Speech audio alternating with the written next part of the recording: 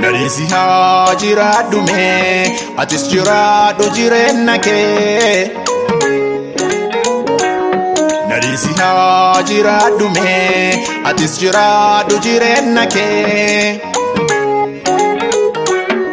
Ani barii of ta'a malee yoomu siin ta'uu tokkollee. Ani barii of ta'a malee yoomu siin ta'uu tokkollee. Nalisi haa jiraadhu mee atis jiraadhu jireenya kee.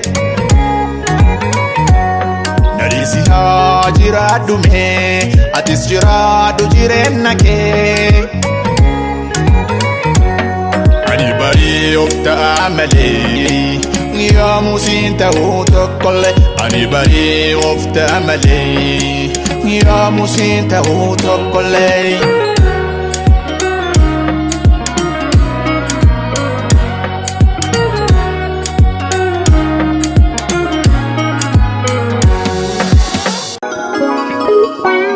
Nalisi haa jiraadhu mee atis jiraadhu jireenya kee.